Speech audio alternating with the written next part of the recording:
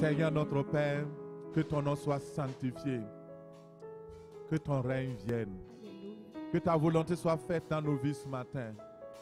Une de tes volontés évidentes, c'est que le feu brûle dans nos vies.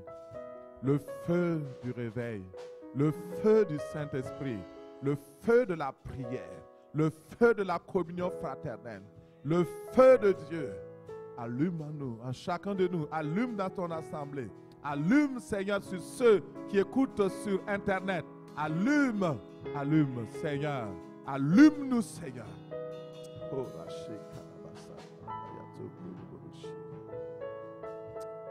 au nom de Jésus, recevez le feu du réveil sur ta vie maintenant au nom de Jésus. Le feu pour aller brûler, pour aller éclairer, pour aller éluire. Ta lampe est maintenant éclairée au nom de Jésus. Le feu. Alléluia. Merci Seigneur. Au nom de Jésus, nous avons prié. Avant de t'asseoir, tourne-toi vers quelqu'un et souris-le. Souris-lui et dis simplement, il y a du feu en l'air. Il y a du feu en l'air. Il y a du feu en l'air. Le feu en l'air. Le feu en l'air. Le feu en l'air. Alléluia. Il y a du feu en l'air.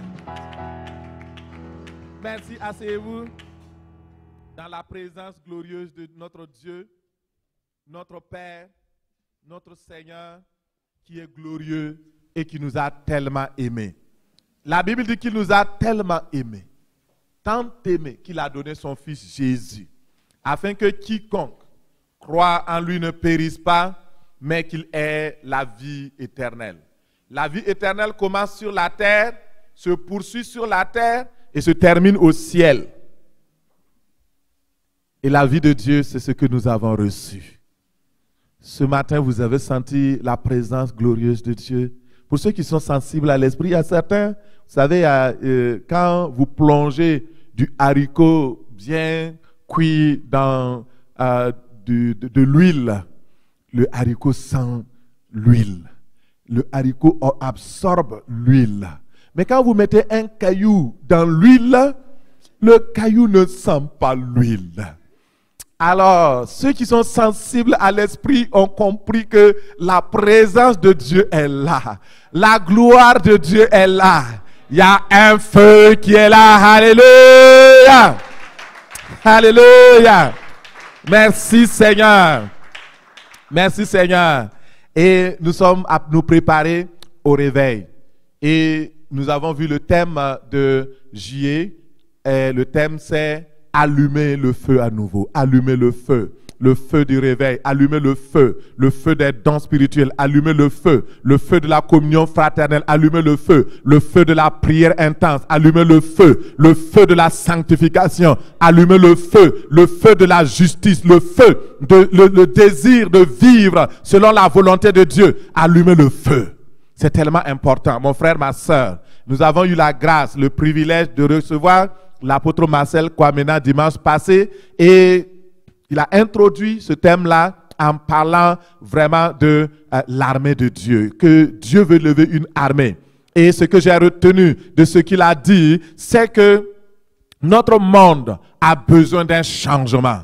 Et ce sont les enfants de Dieu, le peuple de Dieu qui doit apporter ce changement spirituel. Il faut que nous définissions quel type d'enfants de Dieu nous voulons être. Quel type de croyants, de croyantes nous voulons être dans ce monde. Est-ce que je veux juste être quelqu'un qui est de passage, dont on ne fera plus mention à un autre jour, ou bien je veux impacter mon peuple, je veux impacter ma nation, je veux impacter ma famille par la puissance de l'amour de Christ. Ou bien simplement, je veux rester là comme n'importe qui, n'importe quel chrétien, n'importe quel croyant, n'importe quel religieux. Non, il faut se lever. Et le Seigneur est en train de positionner son peuple. Dis Amen. Il est en train de positionner son peuple. Il est en train d'élever un peuple qui lui appartient. Une armée qui va se lever pour dire non à Satan, pour mener la guerre territoriale, la guerre spirituelle, pour que les âmes soient libérées. Et le Seigneur veut que tu fasses partie de son plan. C'est pourquoi nous enseignons, nous prêchons, parce qu'il y a un nouveau programme de Dieu. Et dans ce nouveau programme, le Seigneur veut élever des hommes et des femmes. Lisons dans 2 Timothée 1, verset 3. 2 Timothée 1, verset 3. Paul parle à Timothée, son fils. Il dit, je rends grâce à Dieu que mes ancêtres ont servi et que je sers avec une conscience pure de ce que nuit et jour. Je me souviens continuellement de toi dans mes prières, me rappelant tes larmes et désirant te voir afin d'être rempli de joie, gardant le souvenir de la foi sincère qui était en toi, qui habita d'abord dans ton aïeul Loïs et dans ta mère Eunice, et qui, j'en suis persuadé, habite aussi en toi. C'est pourquoi je t'exhorte à ranimer le don de Dieu que tu as reçu par l'imposition de mes mains. Car ce n'est pas un esprit de timidité que Dieu nous a donné, mais un esprit de force, d'amour et de sagesse. Car ce n'est pas un esprit de timidité que Dieu nous a donné, mais un esprit de force, d'amour et de sagesse. N'aie donc point honte du témoignage à rendre à notre Seigneur, ni de moi son prisonnier, mais souffre avec moi pour l'évangile, par la puissance de Dieu, qui nous a sauvés et qui nous a adressé une sainte vocation, non à cause de nos œuvres, mais selon son propre dessein et selon la grâce qui nous a été donnée en Jésus-Christ avant les temps éternels, et qui a été manifestée maintenant par l'apparition de notre Seigneur Jésus-Christ, qui a détruit la mort et qui a mis en évidence la vie, l'immortalité par l'évangile, parole du Seigneur. J'ai dit parole du Seigneur. Le réveil commence par le fait que vous-même, vous êtes attentif à la parole. Et si la parole vous a touché, vous réagissez. Vous êtes à 2 mètres les uns les autres, ne craignez point. Amen. Vous pouvez dire au moins Amen. Donc, ce n'est pas interdit. Dans l'église de Jésus-Christ, on dit Amen. Amen, ça veut dire qu'il en soit ainsi. Ça veut dire que la parole qui a été dite, je suis d'accord avec ça et je veux que cette parole s'accomplisse dans ma vie, cette parole s'accomplisse dans ma famille, cette parole s'accomplisse dans l'église. Alors je dis qu'il en soit ainsi. C'est ça, Amen. Alléluia. On commence à se réveiller. Si vous voulez une église morte, allez-y dans les cimetières. Il n'y a personne qui parle là-bas, sauf les mouches et puis souvent certains insectes. Mais tout est mort. Mais si vous êtes vivant, si vous avez la flamme, si vous avez le feu, vous devez manifester la vie. Vous devez manifester le mouvement. Alléluia. Merci Seigneur. Alors, donc, c'est vraiment un passage qui vient nous chercher ce matin. Dans ce passage, l'apôtre Paul fait le bilan de la vie spirituelle de Timothée. Il dit, Timothée, voici comment tu étais avant. Mais j'ai appris que maintenant tu n'es plus comme avant.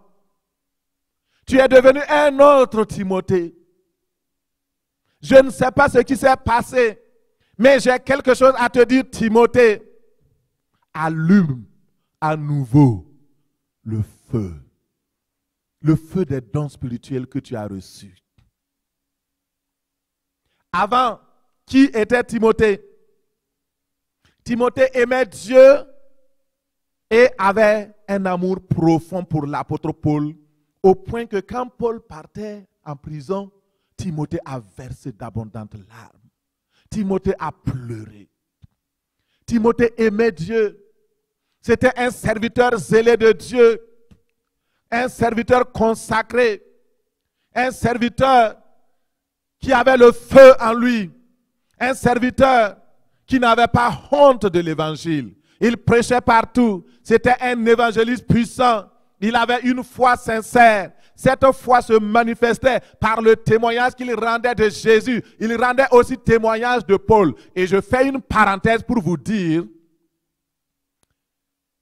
vous rendez témoignage à Dieu, rendez témoignage aussi aux serviteurs de Dieu. Alléluia. Il y a des gens, aujourd'hui, il y a une telle liberté que les gens ne considèrent plus les serviteurs de Dieu comme ils devraient considérer les serviteurs de Dieu. Timothée était attaché à Dieu, il aimait Dieu, mais il savait qu'il avait un mentor, il savait qu'il avait un pasteur, il savait qu'il avait un apôtre. Et en élevant Jésus, en rendant témoignage à Jésus, il rendait aussi témoignage à Paul. Souvent, j'ai reçu des gens qui sont venus d'autres églises dans mon bureau. Je demande, comment s'appelle ton pasteur? Attends, son nom même c'est quoi? Est-ce que c'est son pasteur? Il ne connaît même pas le nom de son pasteur. Et il y a certains qui ont honte de parler de leur pasteur. Si tu as honte de parler de moi dehors, ne viens plus dans cette église. S'il te plaît, reste là-bas. Va là où tu n'as pas honte, c'est tout. C'est la vérité que je vous dis. Timothée témoignait de Dieu. Il témoignait aussi de Paul. Paul, c'est mon pasteur. Paul, c'est mon apôtre. Je l'aime. Il rend témoignage. Quand Paul vient, il fait des miracles. Quand il a prié pour moi, j'ai été guéri. Quand il a fait cela, il le défend. Il faut que le peuple de Dieu se lève. Il y a des gens qui sont là, ils n'ont jamais ni parlé de leur pasteur, ni parlé de leur église. Mais ils parlent de leurs amis, dans les chats et dans les Facebook, on va parler, ah tu sais, moi j'ai un ami ici, j'ai ceci, tu ne parles même pas de ton ami Jésus, tu ne parles pas de l'église, tu ne parles pas de ton assemblée. Comment on va connaître ton pasteur? Comment on va connaître Jésus au travers de l'homme de Dieu? Il y a un homme de Dieu pour chaque génération, pour chaque église, pour chaque assemblée. Et c'est à vous de le faire. Pourquoi quand il y a un invité, nous parlons bien de cet invité, nous invitons tout le monde? C'est parce que nous savons qu'au travers de cet homme-là, il y a Dieu qui est derrière lui. Si tu ne sais pas qu'il y a Dieu derrière ton pasteur, tu ne parleras jamais de ton pasteur. Tu auras honte. Mais si tu sais qu'il y a Dieu derrière ton pasteur, c'est un homme de Dieu, tu ne vas pas simplement l'appeler, ah, Matthieu, prie pour moi. Matthieu, fais ceci. Matthieu, fais ça. Ce n'est pas ton collègue, ce n'est pas ton camarade, ce n'est pas ton ami. Commence à réfléchir et à changer. Rebobine tes affaires. Le réveil commence comme ça. Ce sont des choses, avant je ne pouvais pas en parler. J'avais honte. Ah, pourquoi tu vas dire ça? Pourquoi on ne va pas dire? Quand le Seigneur Jésus-Christ allait dans une ville, il envoyait d'abord ses disciples 2 à 2 dans les villages pour le précéder. Vous savez, il faisait quoi? Il faisait la publicité de Jésus. Jésus est en train de venir. Vous ne connaissez pas ça? C'est dans la parole de Dieu. Il envoyait ses disciples. Il préparait le terrain. Quand Paul se déplaçait, les gens allaient dans les villages. Il préparait le cœur des gens. Il disait, Paul s'en vient. Il sera là dans 2 jours. Et les gens se préparent. Et quand Paul vient, la puissance de Dieu se manifeste. Pourquoi la puissance de Dieu se manifeste? Ce n'est pas parce que quelque chose d'important, c'est parce qu'il y a des gens qui sont déjà allés, ils ont prié, ils ont fait la publicité, ils ont préparé déjà le cœur du peuple. Et après maintenant, quand l'homme de Dieu vient, la présence de Dieu est là déjà, elle se manifeste dans la vie des gens par la foi au nom de Jésus. N'ayez pas peur de faire la publicité des enfants de Dieu. Dans le monde, la Bible dit, Jésus dit que le monde est plus intelligent même souvent que les enfants de Dieu. Dans le monde, les gens mettent en avant leur star pour le présenter. Ah, ils ont des fans. Il est là. Et ils font la publicité de leur star. Derrière leur star, il y a leur Dieu du monde qui est derrière, oui ou non? Apprenez. J'ai fermé la parenthèse. Elle était trop longue. Je m'en excuse. Mais apprenez au nom de Jésus. C'est ça. Vous connaîtrez la vérité et la vérité vous rendra libre. La vérité vous rendra libre. Il y a certains serviteurs de Dieu, quand ils sont dehors, les miracles se manifestent, les choses se passent. Mais quand ils sont dans leur église, rien ne se passe. Vous savez pourquoi? Dans leur église, personne ne fait leur publicité. Tout le monde est habitué, tout le monde le connaît, tout le monde le prend comme un camarade. Il y a une familiarité. Et même quand ils prient, vous ne voyez pas de résultat parce qu'à un moment donné, il est devenu familier, c'est devenu off. Que le Seigneur te délivre au nom de Jésus. C'est important. N'aie pas honte de rendre témoignage de Jésus-Christ. N'aie pas honte de rendre témoignage. Paul dit, je suis prisonnier, mais je reste ton père spirituel. Ce n'est pas parce que je suis en prison que j'ai changé. Alléluia. N'aie pas honte. Que le Seigneur soit béni au nom de Jésus. Timothée aimait Dieu. Il avait un amour profond pour Dieu, un amour pour Paul, au point qu'il pleurait des larmes. Quand Paul partait, Timothée était très attristé. Et Timothée avait une foi sincère. Pas une foi hypocrite, mais sincère en Dieu. Une foi sincère. Et frères et sœurs, cet évangéliste, à un moment donné, qui manifestait les dons du Saint-Esprit, le feu était sur lui. Le feu se manifestait par des guérisons, des miracles. À un moment donné, Paul entend que Timothée n'est plus le même Timothée.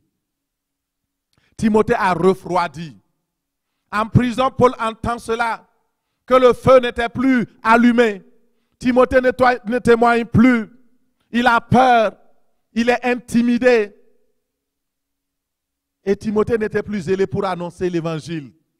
Et Paul dit, mais la foi habitait en toi. Donc ça veut dire que la foi n'est plus là. Mais Paul évoque ses ancêtres, la croyance de son aïeul, la croyance de sa maman.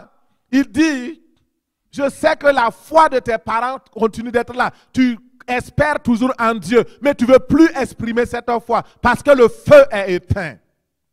Pourquoi tu ne veux plus exprimer la foi? Parce que le feu est éteint. Que le Seigneur nous aide au nom de Jésus. L'Église aujourd'hui ressemble à Timothée. Nos assemblées, je ne parle pas de la mission Rehoboth, je ne parle pas de l'Église biblique du conseil seulement. Je parle de l'Église avec grand E. On est tous devenus timides. On a peur de dire la vérité. Peur de prêcher la vérité. Peur de prêcher parce qu'on a peur que les gens quittent l'église. Il y a certaines églises, quand vous prêchez, vous parlez du péché. On dit, oh, pasteur, faites attention. Les gens vont quitter l'église. On ne va plus payer les dîmes et les offrandes. Mon frère, le temps est arrivé où la vérité de la parole doit être prêchée. Dans toute sa puissance, dans la vérité, dans toute sa splendeur, mais aussi avec amour. Avec amour, on va prêcher, mais on va dire tout. Le conseil de Dieu. Vous savez, la rue Conseil, le Seigneur m'a envoyé ici pour annoncer tout le conseil de Dieu. Et je l'annoncerai au nom de Jésus. C'est ça la vérité. Il faut qu'on se réveille. Sinon, ça sera tard. Au moment où on voudra se réveiller, ce sera tard. Il faut qu'on se réveille. L'Église ressemble à cela. Ma fille, mon fils, Dieu te dit, lève-toi. Il t'appelle son fils parce qu'il t'aime. Il dit, allume le feu. Le feu qui est éteint, ne laisse pas l'esprit de timidité, l'esprit de peur dominer ta vie. Mais lève-toi. Parce que l'esprit que nous avons reçu, c'est un esprit de force. Dis avec moi, esprit de force. Esprit d'amour et de sagesse. C'est ça. C'est la force d'abord. L'amour ensuite. La sagesse.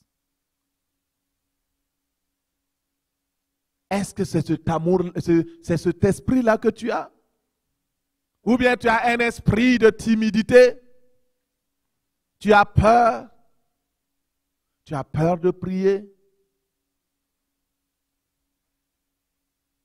Ce matin, le feu du réveil s'allume dans ta vie au nom de Jésus. Nous nous préparons au réveil. Nous nous préparons à voir la puissance de Dieu. Et voici les domaines dans lesquels nous nous préparons pour que il y ait le feu de la prière, le feu de l'intercession, le feu de la supplication. Deuxième chose, le feu de l'évangélisation. Troisièmement, le feu de l'implantation d'églises locales. On a perdu ça. Vous savez combien d'églises s'ouvrent? De véritables églises, je veux dire. Je ne parle pas de boîtes ou de boutiques. Je parle d'églises. Parce que de plus en plus, il y a des boîtes et des boutiques qui s'ouvrent et qui s'appellent église. Je suis désolé de le dire, mais vous savez bien. Chacun fait son business. On n'a rien à faire. On est au chômage. On commence quelque chose. Que le Seigneur nous délivre au nom de Jésus. Le feu du premier amour. Le premier amour que tu as perdu. Tu aimais Dieu. Tu le servais. Et maintenant, c'est quand nous on était en Afrique là, c'était waouh, il y avait le feu. Donc le feu, tu l'as laissé en Afrique. Tu es devenu, je ne sais pas quoi. Ça ne va pas.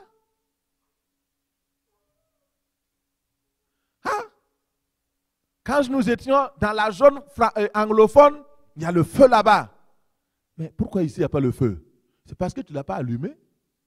C'est juste ça. Il n'y a pas de spécialiste du feu. Dieu n'aime pas les anglophones plus que les francophones. Dieu n'aime pas les Africains plus que les Québécois. Non. Jamais. L'amour de Dieu pour tous les peuples, c'est le même amour. Alléluia. Donc, le feu va s'allumer au Québec au nom puissant de Jésus. Le même feu va s'allumer au nom de Jésus. Parce que tu es là. Le feu de la communion fraternelle. 5 feux que nous devons allumer. Premier feu, si tu n'as pas noté, le feu de la prière et de l'intercession des supplications. Deuxième feu, le feu de l'évangélisation. Troisième feu, le feu de l'implantation des églises locales. Quatrième feu, le feu du premier amour pour Dieu. Et cinquièmement, le feu de la communion fraternelle. Et ce matin, nous allons prêcher le message, le thème de notre message, le titre du message.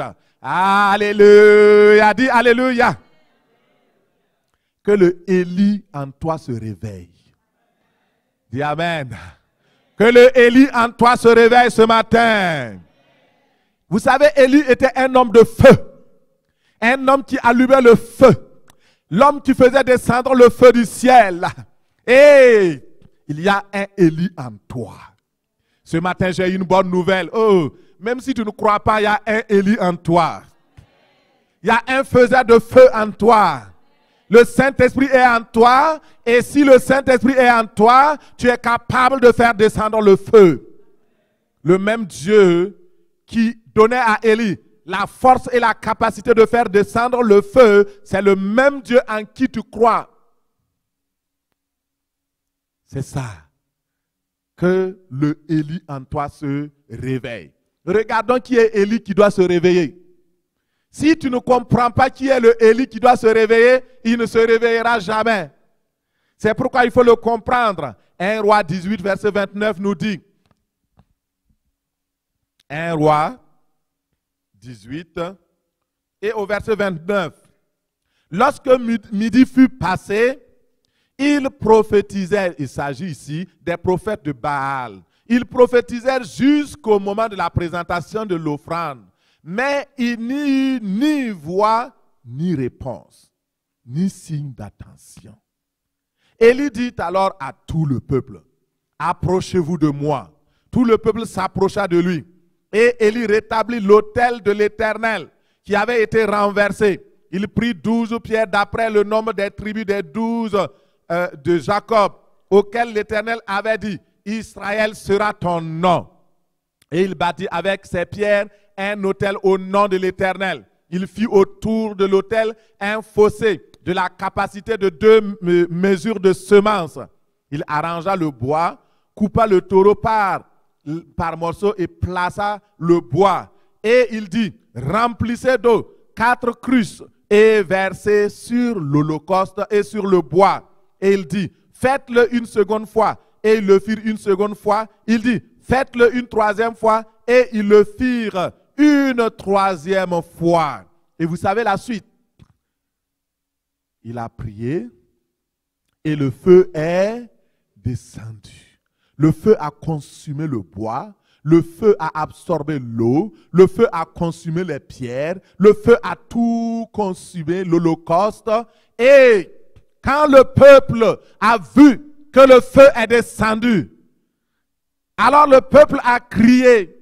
Le peuple s'est mis à genoux pour adorer et a crié, l'Éternel seul est Dieu.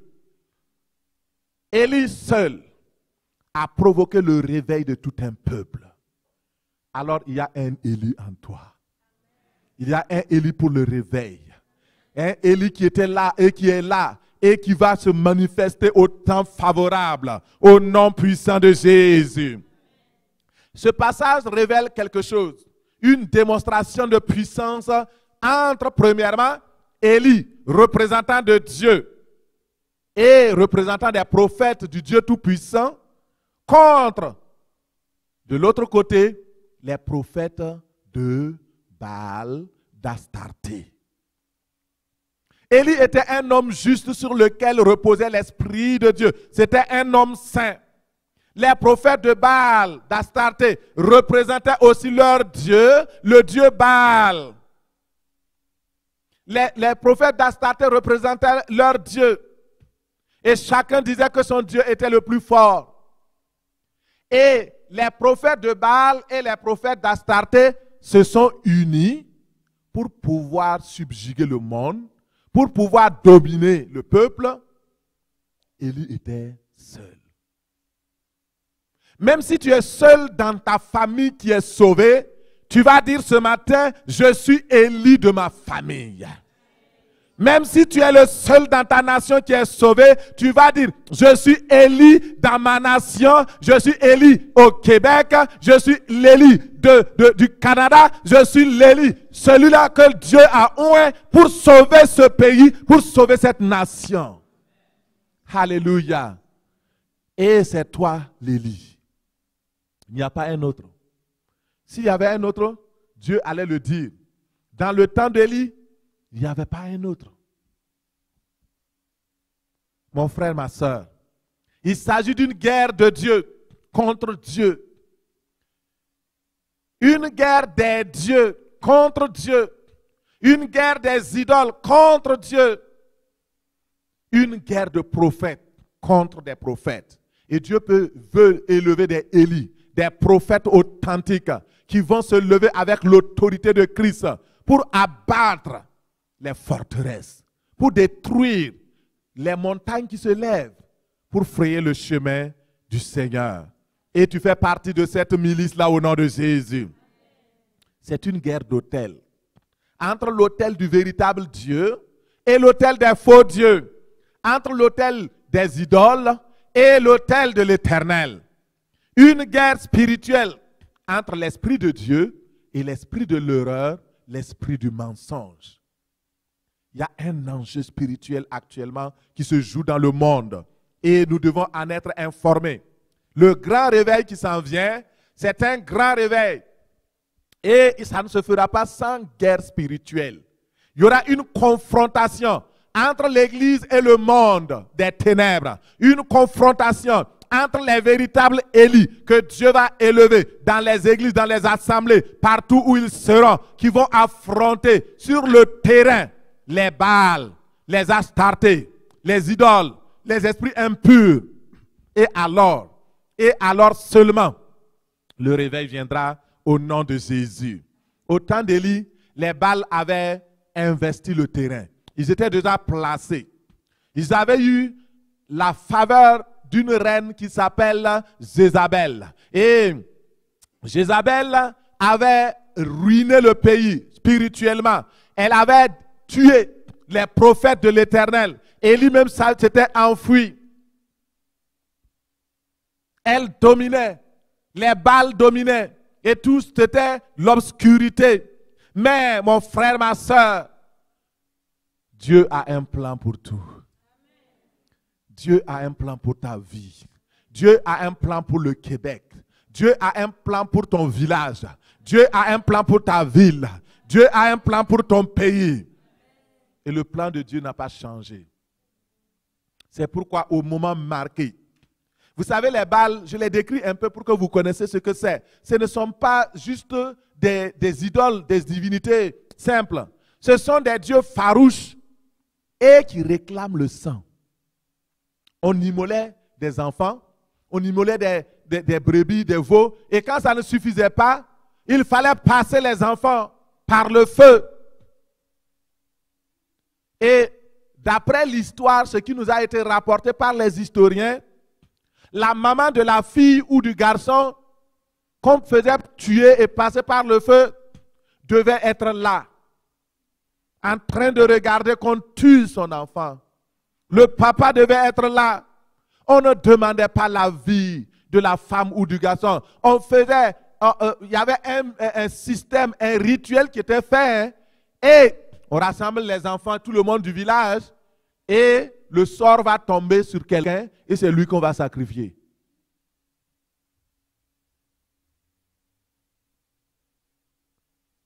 Et c'est ça qu'ils adoraient.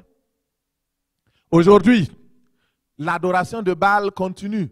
L'adoration des Astartés continue au travers des avortements qui sont légalisés, qui sont totalement rendus publics. C'est l'adoration de Baal. Et nous devons nous lever. Il y a plusieurs sortes d'autres manifestations de Baal dans nos pays qui se sont déguisées sous forme de lois, sous forme de choses qui sont acceptables et acceptées. Et nous, le peuple de Dieu, on doit se lever contre ces choses.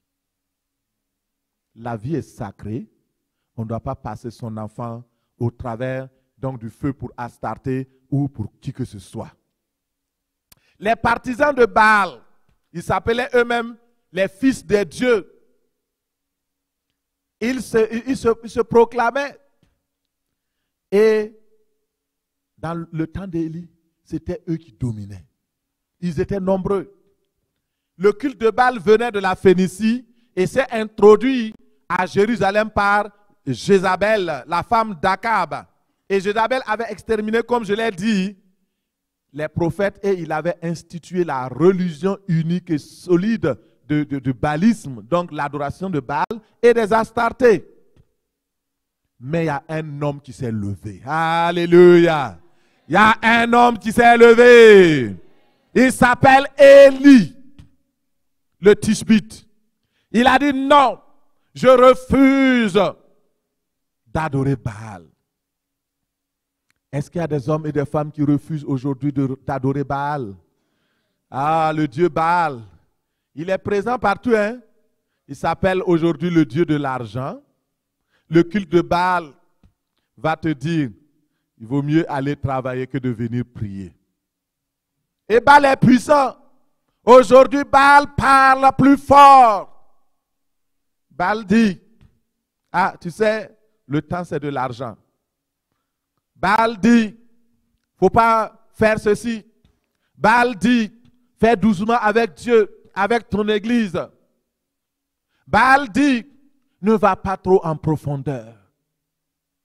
Tu peux rester religieux seulement, puis tu crois en Dieu, et puis c'est tout. Tu sais, ce qui est important, c'est de croire en quelque chose. Non, ce qui est important, c'est de croire dans le Dieu véritable et la vie éternelle. De l'adorer, de le louer, de l'accepter et de le servir. C'est ça qui est important.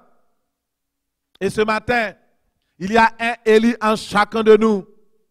Il y a un Élie qui attend simplement d'être réveillé. L'issue du combat, c'est ça qui va déterminer la victoire. Si tu es dans le camp de ceux qui ont la victoire, tu seras victorieux. Ce matin, le Élie veut se lever en toi.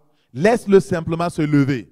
La Bible dit que Élie était un homme de la même nature que nous. Parce qu'il y a beaucoup de gens qui ont peur. Ah, tu veux dire que nous serons des prophètes Élie?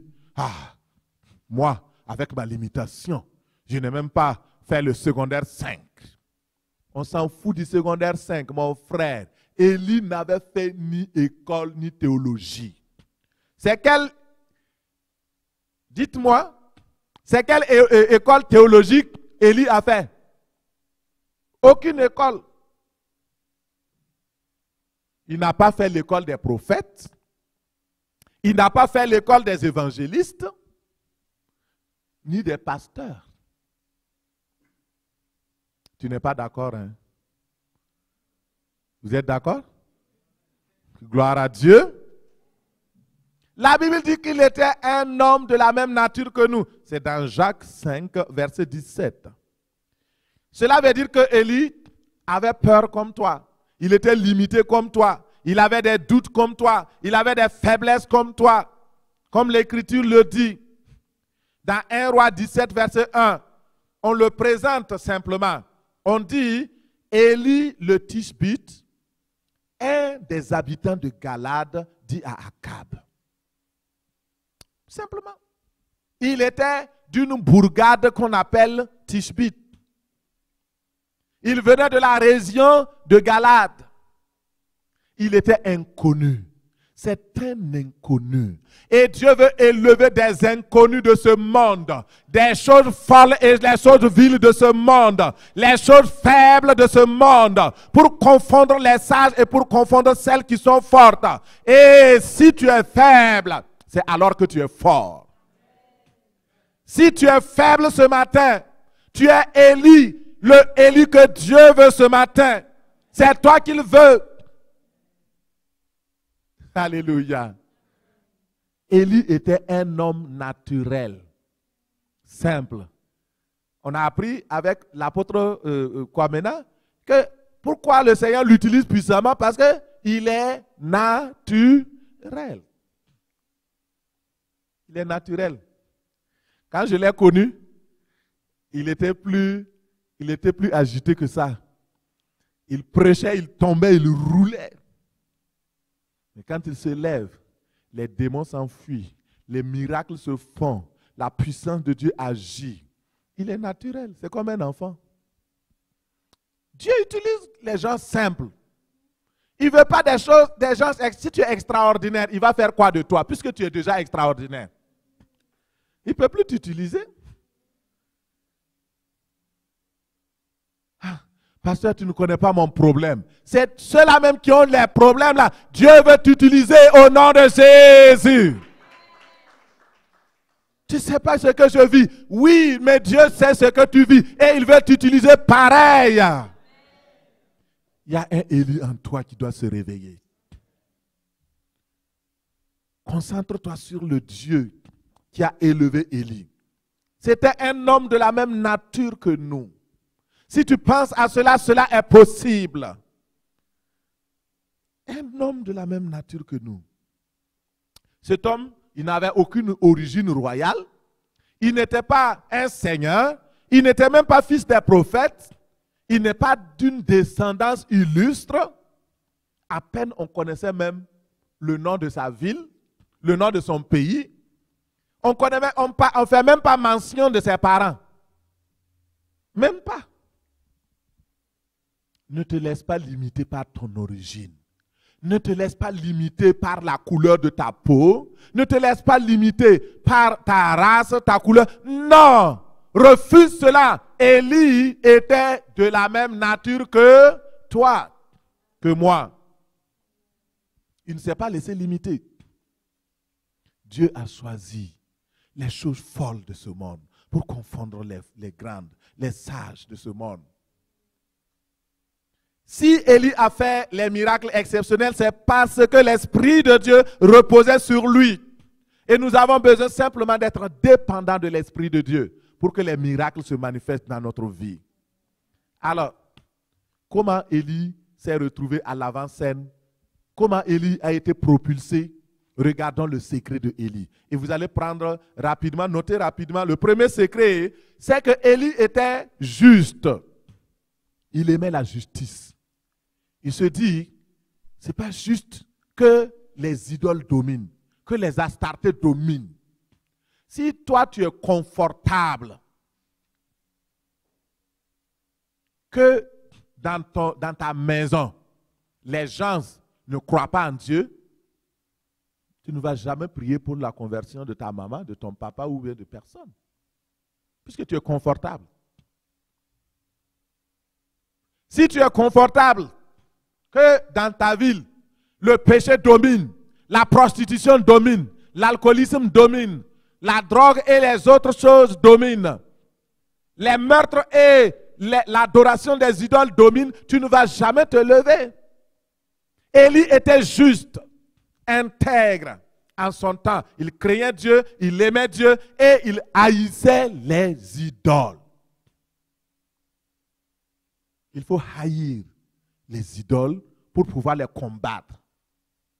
Mais si tu les aimes, tu ne vas jamais te lever. Deuxième chose, il aimait le peuple de Dieu. Mais il voyait que le peuple était attaché à Baal. Il était attristé du fait que le peuple s'attache à Baal. Il n'aimait pas cela. Élie avait la foi en Dieu. Troisième point, il était courageux et audacieux. Il s'est présenté devant le roi. On dit au roi Akab, il y a un homme qui te cherche. On dit c'est qui? Ah, il dit qu'il vient de Tishbite et il dit qu'il est de Galade. Ah oui? Mais c'est quoi son problème? Alors faites-le rentrer. Il rentre. Il dit voici, je suis serviteur de l'Éternel. Ah, Akab dit oui, ok. Mais il n'y a plus l'Éternel ici, hein. Tu sais que c'est les Baals qui dominent. C'est Astarté. Jézabel, ma femme, a détruit tous les autels de l'Éternel. Il n'y a que... Si c'est ce que tu penses, voici ce que l'Éternel, mon Dieu, m'a envoyé faire. 3 ans et demi, le ciel sera fermé, il n'y aura aucune goutte, sinon qu'à ma parole. Akab dit, waouh, quelle puissance, quelle autorité. Et il dit, ok, j'ai fini, hein? Bye bye, je suis parti. Que le Seigneur élève le Élie en toi au nom de Jésus. Un Élie qui n'a pas peur, qui a l'autorité du Christ et qui parle au nom de l'Éternel des armées. 4e point, Élie savait que son Dieu l'Éternel est vivant. Et que les dieux qu'on proclame Astarté, Baal sont des dieux morts. Ils n'ont aucune puissance, ils ne peuvent rien faire, ils sont néants. Tu dois avoir cette conviction dans ton cœur. Élie savait qu'il était serviteur de l'Éternel, le Dieu vivant, le Dieu d'Israël. Il connaissait son identité. Tu dois savoir ton identité en Christ. Tu dois savoir qui tu es en Christ. Ce que tu as en Christ, ce que tu es en Christ. Tu dois le savoir et le savoir et le savoir pour affronter Baal. Il faut savoir qui tu es et qui est ton Dieu. 6e, Élie était un homme de prière. Dans le livre de Jacques 5, 17, on le voit. Jacques 5, 17 à 19, on voit cet homme de prière. Et Élie était un homme oint de la force et de la puissance du Saint-Esprit. C'est ce que Dieu demande. Et ce n'est pas difficile. La foi, tu l'as. Paul dit à Timothée, ranime les dons. Le don de foi que tu as, ranime le don de puissance, le don de prière, le don d'intercesseur. Rallume ce don-là. C'est ça, mon frère, ma soeur. Et Élie doit venir premièrement. Le Seigneur dit que Élie doit devenir premièrement et Dieu cherche des Élie. Dans les derniers temps, dans Matthieu 17, verset 10, les disciples firent cette question. Pourquoi donc les scribes disent qu'Élie doit venir premièrement? Jésus répond, il est vrai qu'Élie doit venir et rétablir toutes choses. Et maintenant, je vous dis, par la parole du Seigneur, que dans les temps qui sont les derniers, Dieu va susciter plusieurs Élie dans les nations.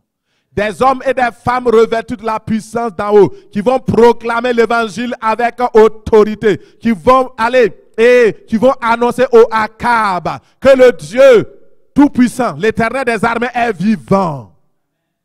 Alléluia. Élie doit venir. Et il va venir. Il sera là. Pourquoi? Premièrement, Élie doit venir parce qu'il y a une guerre spirituelle à mener. Il a dit au prophète de Baal, invoquez votre Dieu, qu'il se lève s'il est vivant. Il va rétablir toutes choses, les choses spirituelles, les choses morales, les choses physiques et économiques. Il dit, je vous enverrai Élie dans le livre de Malachie 4, verset 5. Voici, je vous enverrai Élie, le prophète, avant que le jour de l'Éternel arrive, ce jour grand et redoutable. Il ramènera le cœur des pères à leurs enfants et le cœur des enfants à leur père, de peur que je ne vienne frapper le pays d'interdit. Voici ce que Dieu veut.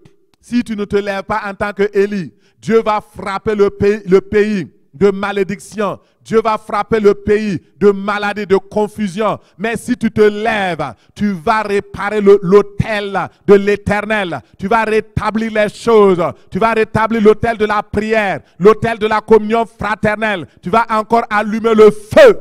Et alors, ton pays sera sauvé. Ton village sera sauvé. Ta famille sera sauvée. Tes parents seront sauvés. Au nom de Jésus. Élie doit venir enlever le manteau de confusion et d'hésitation. Au temps d'Élie, le peuple clochait entre Baal et Dieu. Ils clochaient, ils allaient de gauche à droite. Mais Élie dit, si c'est l'Éternel qui est Dieu, choisissez l'Éternel. Si c'est Baal qui est Dieu, choisissez Baal. Dans 1 Roi 18, verset 21, vous pouvez noter le passage. Élie doit venir quatrièmement pour amener la repentance et le changement de disposition du peuple. Et tu es Élie que Dieu veut amener. Dans Malachie 4, verset 5, il dit, il ramènera les cœurs des pères vers les enfants et les rebelles à la sagesse, à la justice. Mon frère, ma soeur, Dieu va t'amener dans ces derniers temps à réconcilier les enfants rebelles avec leurs parents au nom de Jésus. Appeler à la repentance. Annoncer l'évangile de gloire.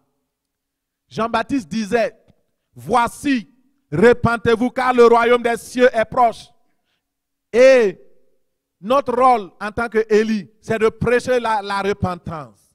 Changement de mentalité, changement de position, changement de situation dans nos vies. Parce que le Seigneur est à la porte. Nous devons dénoncer le péché et prêcher l'évangile de la sainteté et de la sanctification. Il y a des passages dans la Bible qui ne sont pas encore enlevés.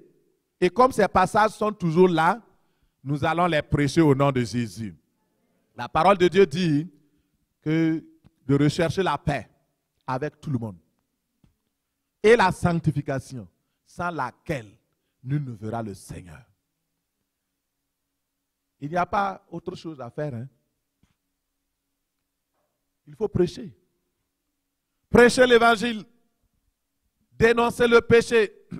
Jean-Baptiste dénonçait le péché. Il a dit à Hérode, il ne t'est pas permis d'avoir la femme de ton frère.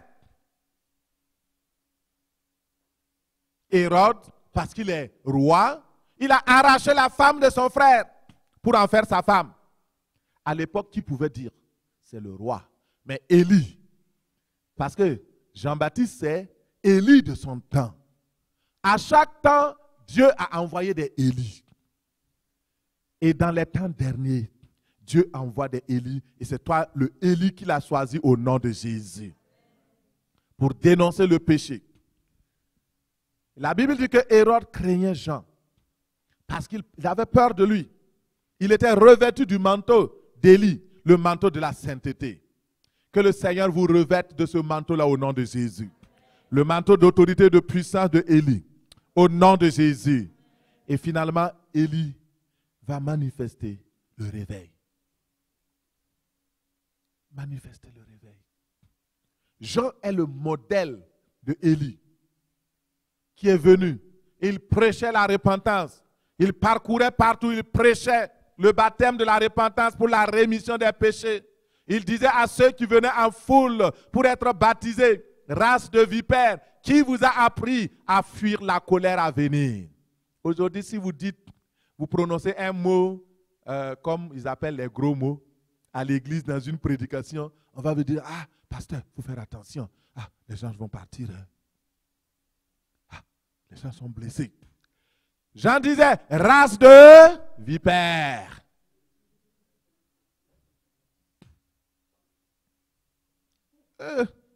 Pasteur, sois doux, hein?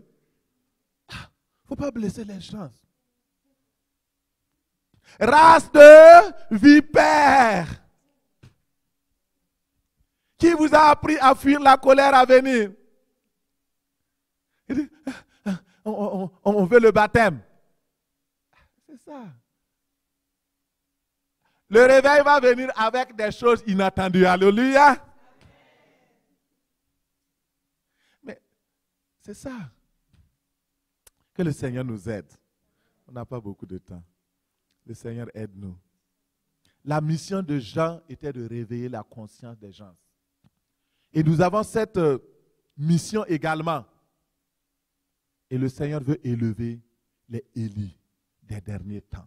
Les Élie qui vont marcher devant Dieu avec l'esprit et la puissance d'Élie pour ramener les cœurs des pères et aux enfants vers les enfants et les rebelles à la sagesse des justes afin de préparer le chemin du Seigneur. Un peuple disposé. C'est cela. Il y a eu dans le passé des modèles. Élisée était un modèle d'Élie. Jean-Baptiste était un modèle d'Élie. Et aujourd'hui encore, le Seigneur Jésus-Christ lui-même l'a dit. Élie doit venir. Et Élie est là. Tu es Élie de Dieu. Lève-toi simplement et proclame cela. Tu vas te lever ce matin.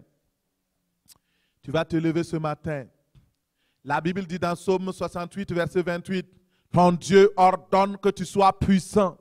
Ton Dieu ordonne que tu sois affermi. Ton Dieu ordonne que tu sois Élie de temps dernier.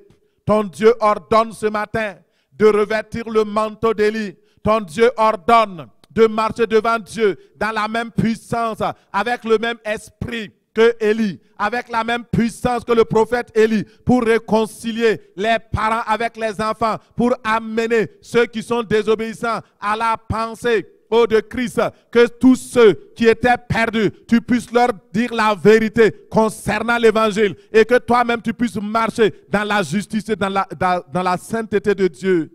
Au nom de Jésus. Ton Dieu t'ordonne que tu sois puissant.